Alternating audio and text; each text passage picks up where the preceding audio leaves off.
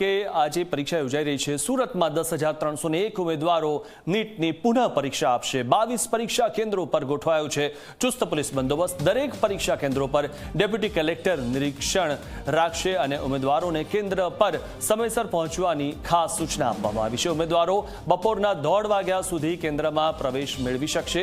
બાયોમેટ્રિકમાં સમસ્યા હશે તો અંડરટેકિંગ ફોર્મ ભરીને પણ પરીક્ષા આપી શકાશે। દેશભરમાં આજે નીટની પરીક્ષા યોજાઈ રહી છે। લાખો વિદ્યાર્થીઓ જે છે આ પરીક્ષા આપી રહ્યા છે, ત્યારે સુરતમાં પણ 10,000થી વધુ વિદ્યાર્થીઓ પરીક્ષા આપનાર છે। વાત કરવા જિલ્લા કલેક્ટર છે। સર, કઈ રીતના આખું પરીક્ષામાં ગેરરીતિ ન થાય તંત્ર દ્વારા તૈયારીઓ છે?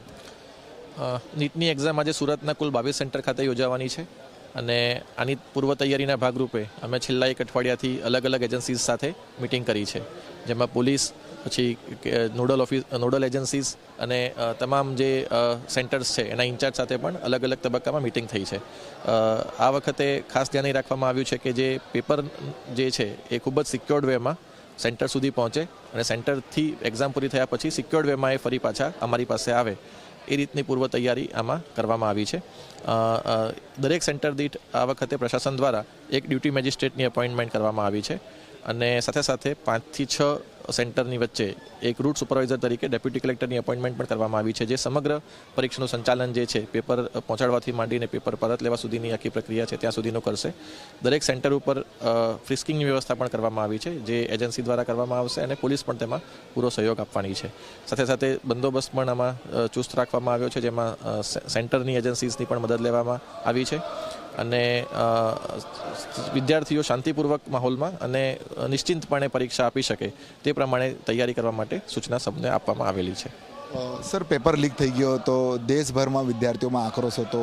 આવી ઘટનાનું પુનરાવર્તન ન થાય, ખાસ કરીને કઈ રીતના આખું ધ્યાન રાખવામાં આવી રહ્યું છે? મેં કીધું એમ કે પેપરનું જે ટ્રાન્ઝિશન છે બહુ સિક્યોર્ડ વેમાં કરવામાં આવી રહ્યું છે આ વખતે અને તેની જે SOPs છે એ પણ આ વખતે ખાસ બનાવવામાં આવી છે। NTA દ્વારા તેની તાલીમ પણ તમામ જે નોડલ ઓફિસર્સ છે એને આપવામાં આવી છે। દરેક એક્ઝામ સેન્ટર દીઠ એક એકચ્યુઅલી દરેક સિટી દીઠ એક નોડલ ઓફિસરની પણ અપોઇન્ટમેન્ટ કરવામાં આવી છે, જે આ સમગ્ર પ્રક્રિયાનું સંચાલન નિહાળશે। સાથે સાથે મેં કીધું કે દરેક રૂટ દીઠ અમે ડેપ્યુટી કલેક્ટરની અપોઇન્ટમેન્ટ કરી છે કે જે આખી સમગ્ર પ્રક્રિયા છે એ એનું નિરીક્ષણ કરશે। બિલકુલથી આધા જિલ્લા કલેક્ટર અને જે રીતના જણાવી રહ્યા છે કે ડેપ્યુટી કલેક્ટરની જે છે નિયુક્તિ કરવા એટલે તૈનાત કરવામાં આવ્યા છે તમામ અલગ અલગ સેન્ટરો ઉપર, કારણ જે રીતના પેપર લીક થયો હતો દેશભરમાં વિદ્યાર્થીઓ સહિત જે છે લોકોમાં આક્રોશ ફાટી નીકળ્યો હતો, પરંતુ આ વખતે પેપરમાં કોઈ પણ ગેરરીતિ ન સર્જાય તેનું તંત્ર દ્વારા ખાસ ધ્યાન રાખવામાં આવ્યું છે અને સેન્ટ્રલની એજન્સી પણ જે છે અલગ અલગ સેન્ટરો પર તૈનાત કરવામાં આવી છે। કેમેરામેન વિજયભાઈ સાને સાથે પ્રશાંત ઢીવરે, જી મીડિયા, સુરત।